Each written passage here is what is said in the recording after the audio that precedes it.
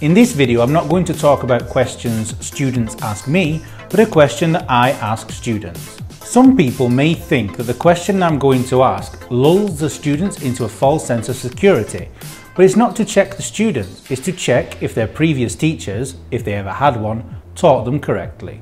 Remember, it's not the student's fault if he gets the answer to this question wrong. The question is, drum roll, when do we use a and when do we use an? The knee-jerk response from 99% of our students is, that's easy. So I say, go on then, please tell me. And they say, we use a when a word begins with a consonant, and we use an when a word begins with a vowel. I don't tell the students if they're right or wrong immediately, I just turn to the board and write the following words. Horse, hotel, hour, honest man, egg, university, European city. Then I ask the student to get up and come over to the board and write either a or an in front of each one. Horse and hotel, they proudly write a.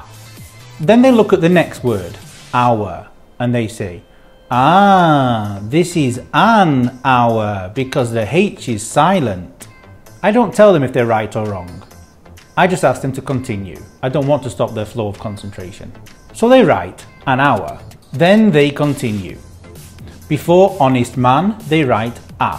Before egg, they write an. These two they do very quickly. Then they write, before the word university, the word an. And finally, before European city, they also write an. So they've completed this list following the rules that they've learned from their previous teachers. So I ask them, does your rule work for every one of these words? Their reply is, as you can guess, not when the H is silent. Now I ask them to read the list of words on the board.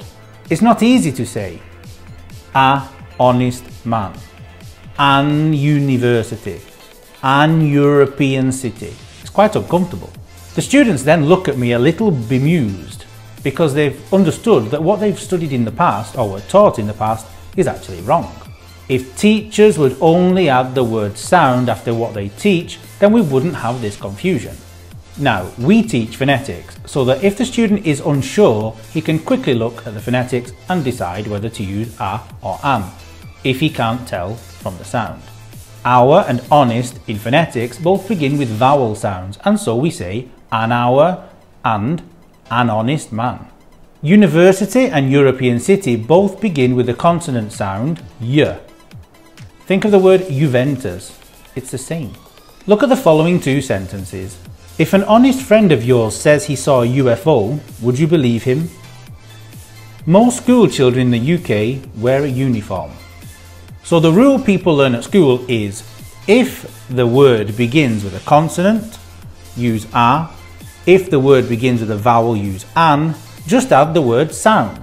If the word begins with a consonant sound, we use a. If it begins with a vowel sound, we use an. Easy peasy.